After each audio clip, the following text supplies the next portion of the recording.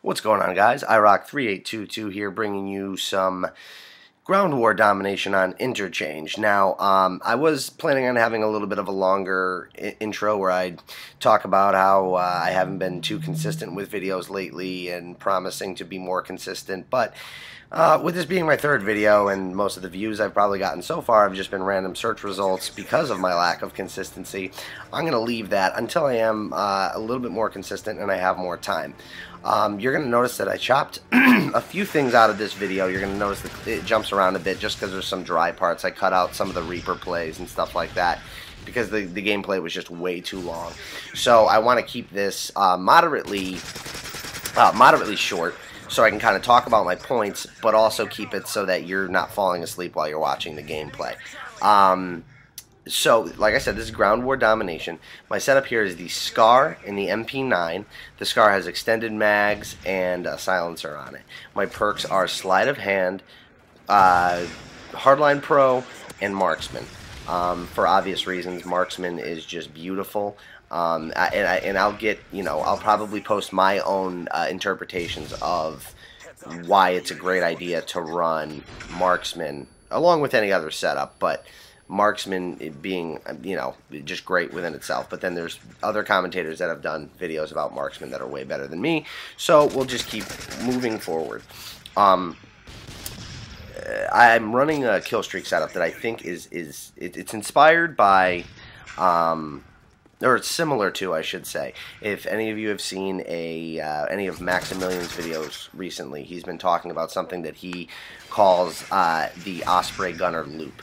Now, just to conserve time, I'm not going to get too much into that. You guys can search for him and look at that video. It's really great, and it's very interesting for those of you who can't, who don't play conservatively enough to get the 9 gun kills it takes to get your first kill streak and then have them stack on. I've just noticed that if you're someone who plays kind of rough, kind of hard, pushing hard, and you want a kill streak setup that can stack in a very proactive way and almost every single time get you your highest kill streak, it is 5, 9, and then whatever your highest kill streak is. What I like to use is the Predator missile. That's actually the essential for your first kill streak, because if you're playing any game type, but especially ground war, you're almost guaranteed at least a single, almost a double every time, and if you're lucky, you can get a triple or a multi, and that will either take you right to your next kill streak or put you within a kill or two. And then if you have something like the Reaper, I mean, if you're in a map that's gracious to you and you're a Reaper, then it'll be no problem to get to that highest kill streak. But you could use whatever you want. I don't have the patience to wait for a sentry gun to drop and then have it sit in a line of sight just for someone to flank it and knife it, so I prefer not to use stuff like that.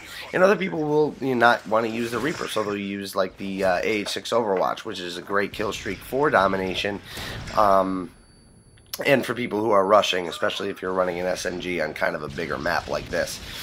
So that's that, and you'll see that works out. That pattern works out for me very well in this game. So that was my first tip. If you find yourself, with a play style that doesn't suit you being able to get those high kill streaks right off the bat, I suggest trying this. It's a lot of fun, because when you see yourself racking up to your payload 2 or 3 times a match and you're not that person that normally gets a payload, I think you'll notice that this kill streak combination really keeps it exciting. Another thing, keeping it exciting.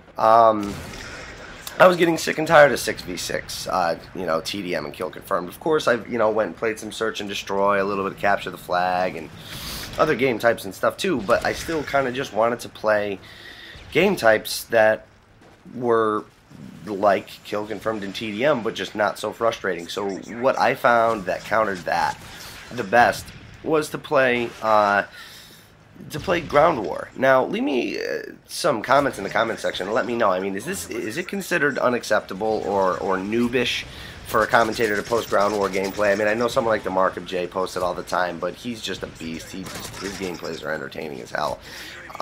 So I don't know. I just want to know if it's frowned upon or not. I personally don't really care. If you're watching it and you see that it's an entertaining gameplay, good.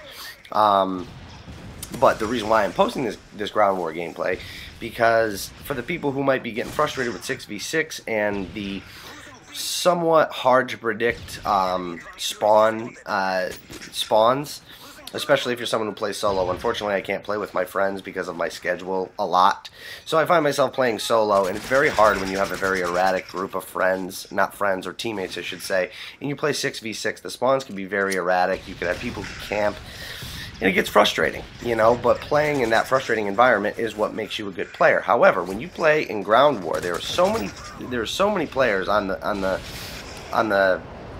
map that if you look at your mini map and you see that your players basically form a line halfway across the map, this is if you're playing something like TDM or Kill Confirmed, there's a good bet you can just look straight forward and just wait for them to come to you, and you don't have to worry about getting shot in the back because those extra players on your team are gonna pick up those dudes that are running around trying to flank. So it allows you to play more conservatively, and I feel like it allows you to kind of predict just a little bit better where they could be going. Look at these two guys standing there waiting for people to come and defend the flag. In 6v6 you see these moments too, but with ground war, with there being so many people, a lot of guys will die at the same time and respawn at the same time, and then they will walk around in packs, and it allows you to get, you know, double kills and triple kills with your Predator missiles, but it also allows you to turn the corner and to be facing 3 guys and to get a triple gun kill. Now, some of you do that on the regular, and, you know, that makes you a good player, you know, but I felt that this type of high-octane gameplay in these moments in which I'm constantly, you know, going around a corner and seeing multiple enemies, kind of like right here, it's giving me a lot of practice towards knowing how to handle situations, how to prioritize targets. Because we all know that we've been in that situation where 3 guys have run down a hallway, we didn't know which one to shoot, and you put a bullet in every single one of them, but they all haven't died, you know. See, that guy ran, and I let him go, because I figured there was more guys coming, and bam, that guy came.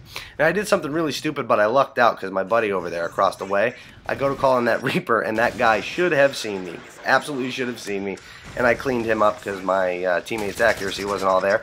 And you just see how all those guys literally ran down that hallway. It's because we had C and B, and they were spawning near A, and it was just a classic spawn trap. Now, you can do that in 6v6.